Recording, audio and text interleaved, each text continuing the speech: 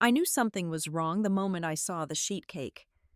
It was one of those dry slab things from the sad corner of the Costco bakery, a rectangular monster. Half the frosting was smeared, the name was misspelled, and the cake was sweating under its plastic wrap like it knew it was part of something shameful. Happy retirement, Eleanor. My name is Eleanor. It always has been. That's how it began. Not with a bang, but with a bad cake and an even worse lie.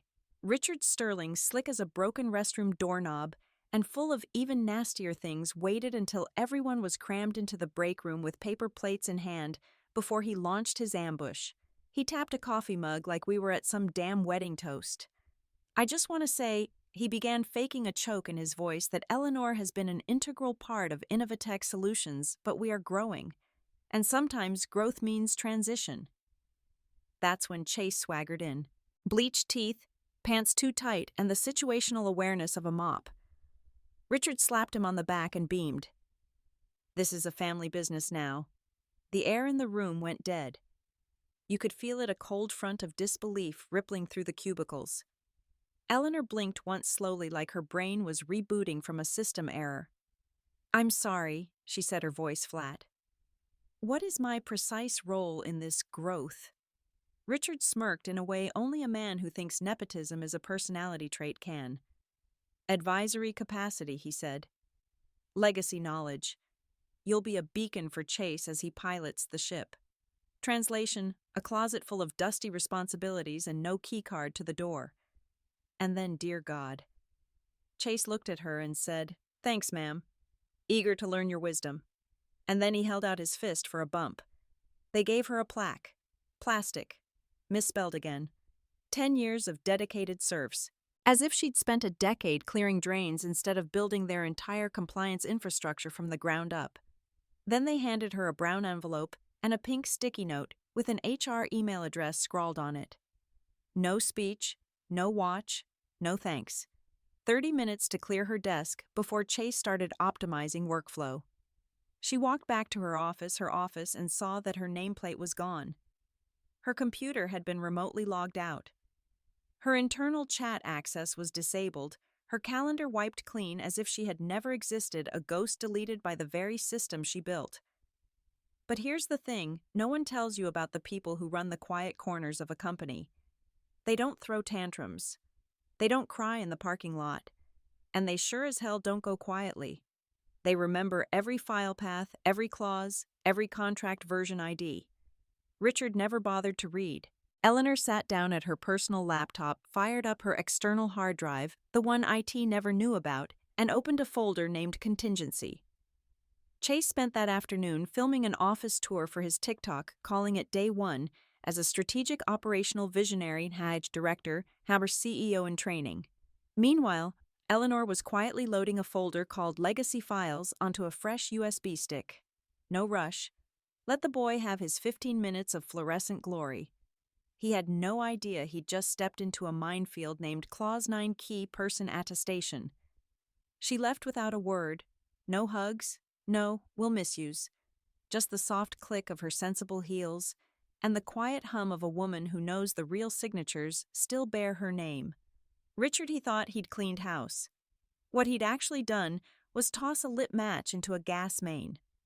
The funny thing about being erased is that amateurs always try to do it so ridiculously thoroughly. Within an hour of Eleanor walking out with her box of sad office cacti and unused branded pens, her name was gone, as if she'd been a glitch in the Matrix. Outlook emails bounced. Slack went ghostly. Richard had even, with breathtaking audacity, told it to wipe all her permissions.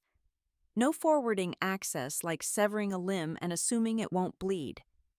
By 3:17 p.m., her admin dashboards were locked.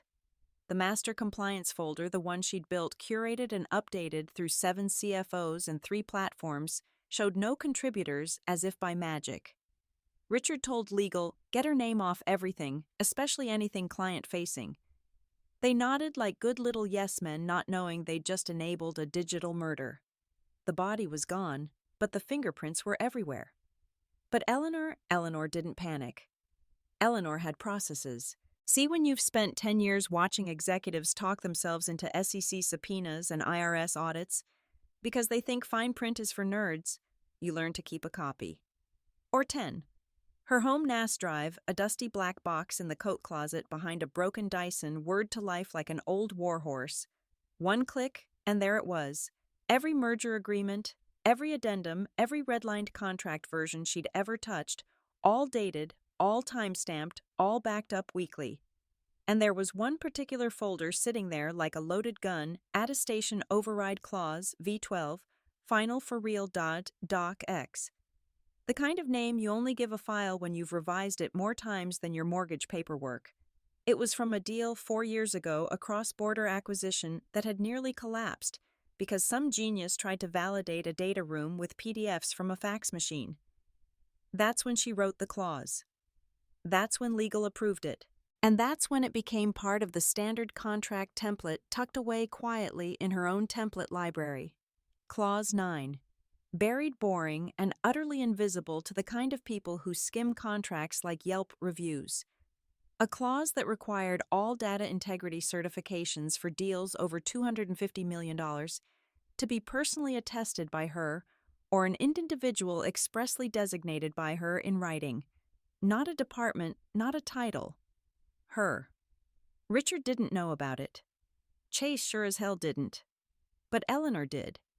And now she had proof it was still there.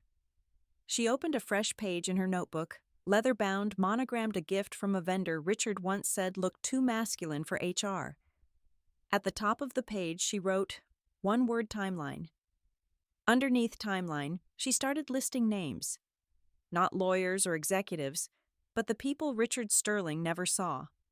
Kevin, the junior analyst in finance who used to shadow her on audits and still texted her gallows humor memes during budget season. Sarah, who had cried in her office after Richard called her emotionally inefficient in a meeting. These weren't colleagues. They were assets. She didn't call anyone. Not yet. This wasn't a panicked assault. This was chess. And Richard had just moved his king without protecting the back rank.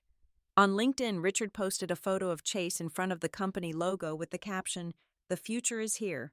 Thrilled to announce Chase Sterling as our new Director of Operations, bringing vision, energy, and fresh eyes to Innovatech Solutions' growth journey. Family / legacy." Eleanor stared at it for a second, then saved a screenshot.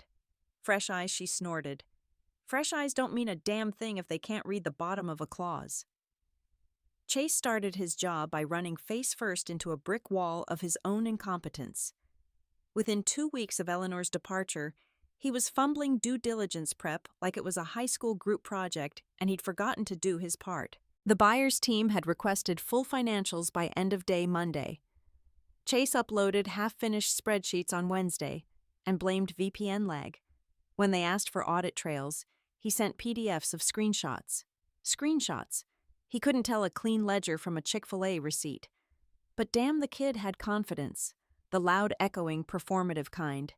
The kind that fills silence with words like synergistic ecosystem data funnel and verticals, which meant absolutely nothing but sounded impressive if you shouted them in a room full of other dumb men nodding to save face. Every missing file was someone else's fault. First, it was Amy from Accounts Payable. She never trained me on the invoice protocol. Then it was Jared in Risk Management. He's hoarding the spreadsheets.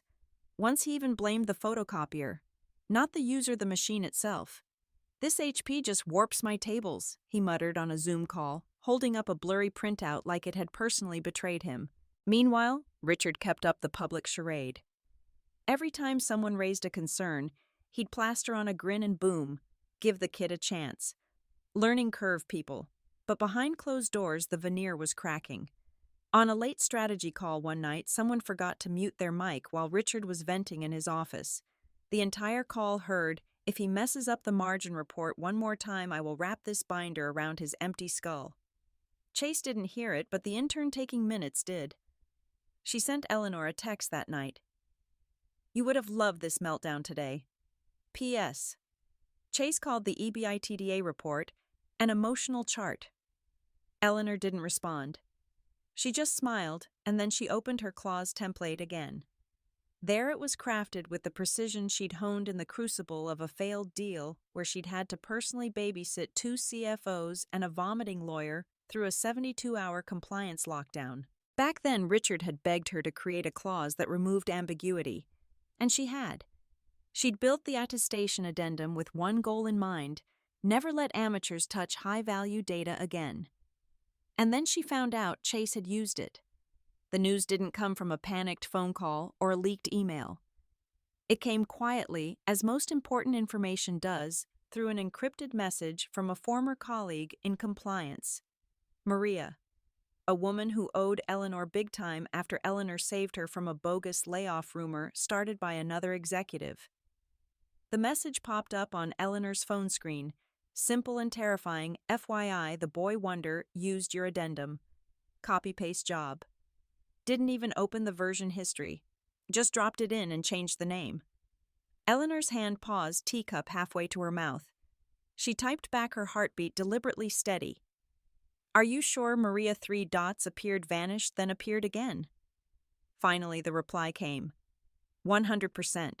I'm the one who sent it to the buyer's team. I saw your initials in the footer data. Thought it was weird, but Richard said you signed off on everything before you left. Eleanor stared at that message for a long time.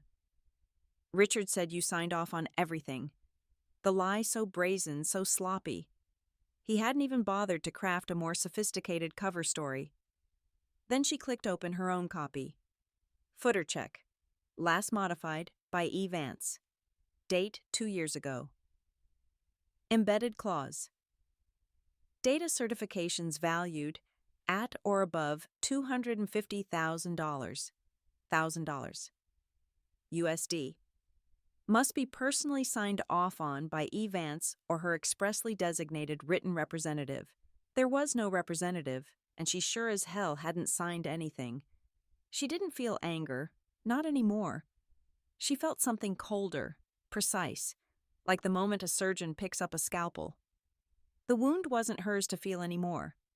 Now it was theirs. On the company's Slack channel, Chase posted a GIF of a rocket ship and typed "due diligence almost in the bag, team, high velocity, high efficiency." Eleanor saved that one too. Labeled it Exhibit A. Hubris. The rain fell hard that morning, an ugly downpour like it knew something was about to break. Eleanor sat in her kitchen with a cup of coffee that had gone cold 40 minutes ago. She wasn't drinking it. She was just staring at the steam curling up as if it were drawing blueprints only she could read. Her cat Sherlock was curled beside her on the windowsill, blinking slowly as if he knew she was about to do something irrevocable. She opened her laptop. Not the company one. Richard had nuked that from orbit. This was her personal archive, triple encrypted offline, synced to nothing. She clicked on a folder named Archival Records, and inside it were 10 numbered folders, Legacy 1 through Legacy 10. Only one had a red tag next to it, a Legacy 9. Inside was the original attestation addendum. Her language, her formatting, her clause. But that wasn't enough. She needed confirmation, a name. A source on the inside who had seen it, sent it, touched it. And so in came Kevin Fisher, her old protege from finance. Sharp as a tack, raised on food stamps and spreadsheets. Eleanor had taken him under her wing when Richard had once called him the community college kid. Kevin now ran forecasting and modeling for the executive team. And unlike Chase, he knew how to read an addendum before attaching it to a $340 million deal. Eleanor typed, "You busy? Need to ask you something discreet." Kevin replied in minutes. "For you never. What's up?" Eleanor asked one question. "Did you guys use my attestation addendum, the one from Q3 2 years ago?" There was a pause. Then the 3 dots. Then they vanished. Then the reply came. "Yes. Richard said it was reviewed. Chase told me to attach it to the compliance package." "The version with my clause in it, right?" Eleanor leaned back, closing her eyes. "Yes, that version." She opened the metadata on her copy.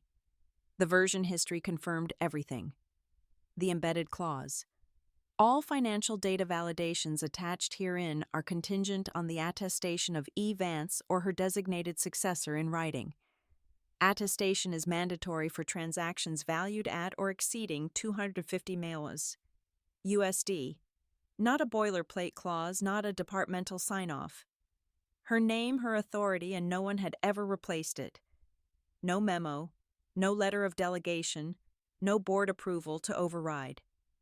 They had used her words as if they were free, as if she were a ghost they could quote without summoning. Eleanor stood up, cracked her neck, and went back to the leather notebook. She added Kevin's name to the timeline, added the date of the file transfer, marked it as clause activation confirmed. Then she picked up her phone and dialed. Not a law firm with a TV commercial, not some ambulance chaser, but a quiet, sharp legal mind she'd kept in her back pocket for years. The kind of man who read footnotes for fun and treated non-disclosure agreements like religious texts. She didn't need to sue anyone. She needed silence. Paper trail verification. Metadata lockdown. He answered on the second ring. "I thought you retired," he said. "I did," she replied. They didn't. She explained everything in 30 minutes. He didn't interrupt once. When she finished, he asked only one question. "You have proof they used it?" "I do. And let's see how fast Richard's team can read when money is on fire." She sent him the file, then saved a copy to an encrypted flash drive labeled Doomsday at Innovatech Solutions. Chase was filming another TikTok in the break room, holding up a spreadsheet and saying, "Crunching numbers like a beast, people." Richard gave him a thumbs up on his way to the conference room, blissfully unaware that the clause they'd blindly copy-pasted was about to detonate like a landmine wired to Eleanor's signature. She didn't have to yell. She didn't need a scorched earth revenge tour or a social media expose. She had something better. She had the final word in the only clause that mattered. It started as a whisper, a polite question buried in a flurry of pre-closing logistics. The buyer's junior counsel had flagged an inconsistency in one of the compliance attachments, a date in the footer that didn't match something small, something an average executive would have brushed off with a shrug and a chuckle. But these were not average men. They were sharks in suits trained to smell blood in digital ink. And once they saw a drop, they bit. By the time Richard got on the fourth pre-closing alignment call, the buyer's side had a dozen questions, each one sharper than the last. Can you clarify the provenance of the attestation for the Q2 revenue normalization? Why is the attester's metadata timestamp older than the version ID? Who provided final authorization on the M&A certificate? Richard laughed it off. That politician's smile was stapled to his face, jaw clenching behind the forced bonhomie. "It's all covered in our internal integrity protocols," he said. Our compliance officer signed off. "Everything is shipshape." One of the lawyers on the call, a narrow-faced woman with the voice of a librarian and the eyes of a sniper, didn't blink. "Please provide the name." Richard fumbled through his notes, then motioned to Chase, who was scrolling Instagram on mute. Chase froze like a deer who'd heard his name over an airport PA system. Richard said that would be our internal integrity officer, Leanor Vance. Legacy approvals, obviously. There was a pause, a long, sharp silence. "Excuse me," the lawyer said. "Leanor Vance is still the named authority." Richard forced a chuckle. "That's just the template formatting. She was part of the transition team, but rest assured, it's all been managed internally since. But the clause," the lawyer continued, her voice unchanged, "requires explicit written authorization from Ms. Vance for any successor attestation." That was not included in the package. Richard blinked. Then he did the worst thing a man in his position could do. He bluffed. "It's legalese. We had verbal consensus across the executive team. It's standard. Totally standard." Across town, Eleanor sat in her log cabin laptop, opened that same clause glowing on the screen like a sprung trap. She'd already verified the metadata chain with her legal counsel, who now had 2 sworn affidavits from former employees confirming no such authorization had ever been made. The clause didn't just suggest she sign off. It demanded it. For deals over $250 million, her name was the legal fuse. Richard had just pulled the pin and smiled for the camera. Maria texted her that night. "They're asking questions. Richard is sweating." Chase tried to claim he oversaw the language, but didn't even know what the approved addendum was. Eleanor replied with 2 words, "It's time." Back in the conference room, Richard was summoning IT compliance legal anyone he could blame. He was snapping his fingers like the problem was speed and not substance. "The signature is ceremonial," he muttered to no one in particular. "We don't need Eleanor's physical signature on it. It's just leftover architecture." But the buyer's counsel didn't care about feelings. They cared about enforceability. The clause didn't say ceremonial. It said Vance. And there was no representative, no override, no memo. Eleanor's name was on the file. Her signature wasn't. And in legalese, that wasn't a rounding error. It was a ticking bomb. Out in the parking lot, Chase was pacing while on the phone with a recruiter whispering angrily about exploring other visionary opportunities. Eleanor closed her laptop, stepped out into the crisp air, and smiled. The fuse was lit. She didn't have to lift another finger. They were going to burn themselves down. The call came at 9:42 p.m. Eleanor was on her porch wrapped in a fleece blanket, a hand resting on a glass of scotch she hadn't touched. Crickets chirped in the undergrowth. The phone lit up with a number she didn't recognize. No ID, no name, just the raw 10-digit sequence you only see when someone doesn't want to be remembered. She let it ring twice, then answered calm as a priest in a confessional. "Ms. Vance," the voice was clean, too clean, like someone trained to be unmemorable. The kind of voice that works in government or billion-dollar acquisitions, neutral, practice designed to elicit zero emotion. Speaking, Eleanor said, her voice steady. "I'm calling to confirm authorship of a specific clause. It pertains to an M&A attestation addendum currently included in an Innovatech Solutions compliance package, specifically the attestation clause in Section 9. She didn't blink. "You're calling on behalf of the buyer." A pause. "Then I am not at liberty to disclose the party. We need to verify if you personally attested to any certification packages or data accuracies for Innovatech Solutions since your departure." Eleanor stood, walked into the cabin, and sat at her desk. She opened the file. The clause was right there, black and white. All financial validations must be certified by Vance or her expressly designated successor in writing. She clicked on the version history. Last edit March 3rd, 2 years ago. Author, Vance. File path, local storage, legacy, 9us. Final, no changes since. No representative designated. No signature added. "No," she said calmly. "I have not attested to any M&A documentation, financial validations, or data certifications for Innovatech Solutions since the day they revoked my access. And prior to your termination, was any written designation of a representative filed?" "No," she repeated. "There was no authorization, no transfer of authority. The clause was designed with intent. My name is there for a reason." The voice didn't thank her. It just said, "Understood." And then after a beat, "Would you be willing to send us the metadata of that file?" Eleanor already had the zipped folder open. Inside was the clause, the document's full edit history, and a notarized verification from her legal counsel confirming her sole authorship and the absence of any formal authorization.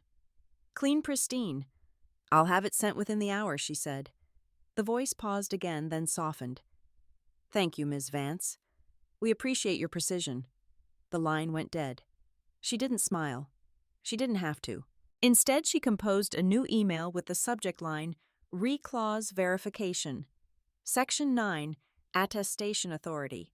Attach the .cx file, the .txt metadata. Extraction the .pdf. Notarized affidavit, a screenshot of Richard's press release announcing her retirement into an advisory role." In the body of the email, she typed a single sentence, "For your records, no attestation from me has been made since March 24, 2023. The clause stands as written." She hit send. Back at Innovatech Solutions headquarters, Richard was hosting a pre-signing steak dinner pontificating about legacy into future, while Chase tried to charm the buyer's analyst by showing him his personal NFT portfolio on his phone. Neither of them knew the clock had started.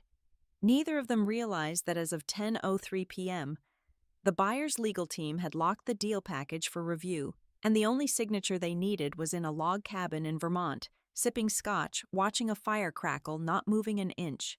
There was nothing left to say. Eleanor didn't need to shout. She didn't need to post receipts. She didn't need revenge. She had the timestamp, and the timestamp never lied. The signing room was all bombast and ego. A marble monstrosity rented in a downtown high-rise with skyline views, espresso bars, and floral centerpieces that screamed, "We burn budget because we can." The table was ridiculously long, as if built for royalty, and at its head was Richard in a tailored blazer, his tie the color of sin and bad decisions.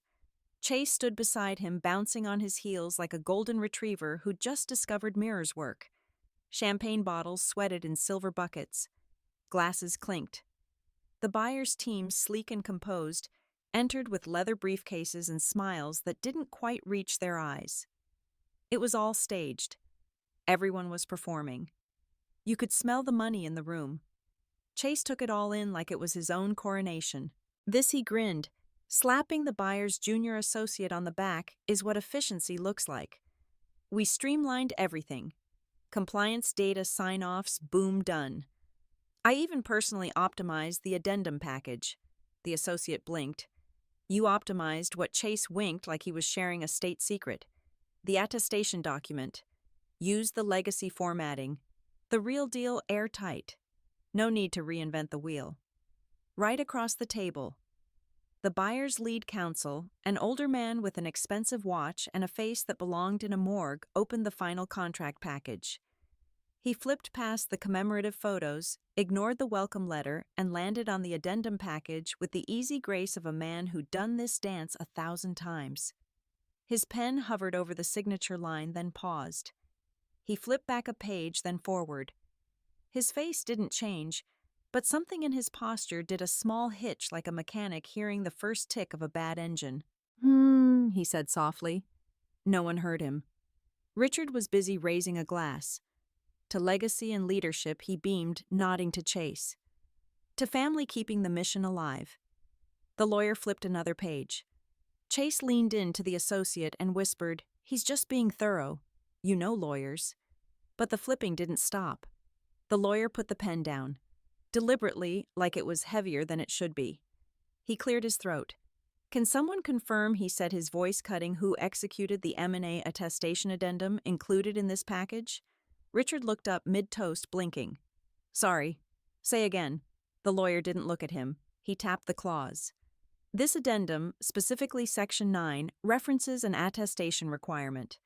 It names an individual, E. Vance, as the sole attester for data validation in transactions exceeding $250 million. I'd like to confirm this was performed per that stipulation." Chase laughed. "Oh, that's just a template. We used her format old document. You know, stock stuff. The data was reviewed internally."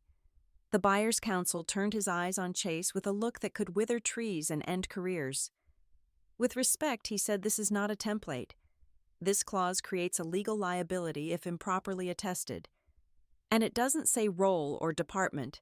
It names a person. Is Ms. Vance here today?" The silence crept into the room like a gas leak. Quiet, deadly. Richard's smile collapsed. "No," he said. She's no longer with the company." "Did she authorize a successor?" the lawyer asked. In writing, Richard opened his mouth, then closed it. Chase looked down at his phone, suddenly aware he hadn't memorized a single detail beyond the buzzwords. The associate slowly backed his chair away from the table. The buyer's CFO leaned in to whisper something in the lead counsel's ear.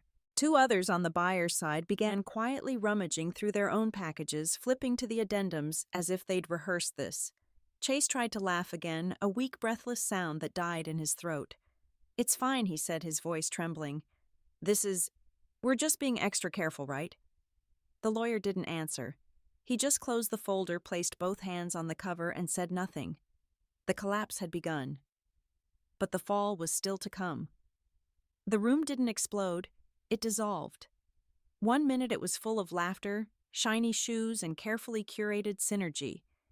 The next, it was just dead air, cleared throats, and men realizing they had just driven a $340 million ship into a reef made of hubris and fine print. The buyer's legal team huddled together like a football squad calling a play in the end zone. Phones came out, pages were turned. Someone opened a laptop and started typing quietly, eyes wide. Across the table, Richard sat frozen. The forced smile was stretched across his face as if someone had glued it there before abandoning the job. "We will need to postpone the lead counsel," finally said his voice, arctic. "Pending data certification." Richard tried to sound casual. Right. Of course. We'll just get someone in compliance to recertify. No big deal." The buyer's CEO didn't move. He didn't blink. He just spoke. Not someone. The key holder. And from what I'm reading, that key is held exclusively by Eleanor Vance. Richard coughed. We terminated her employment last quarter." The silence that followed wasn't dramatic. It was terminal. The kind of silence that follows a court verdict or parachute that fails to open. A complete absence of hope. "You fired the key holder," the CEO repeated each word an indictment. Richard opened his mouth, then closed it. Chase, pale and useless beside him, looked as if he were trying to shrink through his chair and into the carpet. The buyer's counsel folded his hands. "Then the onus is on you. This clause is binding. She owns the attestation signature. No signature, no deal." A few chairs scraped against the floor. A videographer quietly began packing up unused equipment. One of the buyer's board members simply stood and walked to the window phone, already to his ear, whispering, "Get the backup deal back on the table." "Are you serious?" "Yes, it's that bad." Richard was still muttering something, probably trying to brainstorm a workaround or fake an executive move, but no one was listening anymore. The folders were closed. The champagne remained corked. The signing pen lay in its velvet box, untouched, useless, just like the men who had brought it. That night, while Richard drafted a groveling email full of phrases like unforeseen clerical oversight and expedited resolution, a different kind of message was being written 200 miles away. Eleanor sat on the porch of her lakeside cabin, wrapped in that same fleece blanket, a mug of tea steaming beside her. She didn't look triumphant. She didn't look smug. She looked still like a statue, like someone who had built the scaffolding, watched them paint over it, and simply waited for the moment it all came down. Her phone vibrated. It was her legal counsel. A text message. Simple and clear. "The buyer wants to retain you as head of compliance. Name your terms." She didn't answer right away. She just looked out at the water. The steam curled up from her mug. The wind moved through the pines like applause from ghosts. No speeches, no revenge montage, no triumphant social media post. Because Eleanor knew something Richard never would. You can't erase a foundation without the whole building feeling the fall.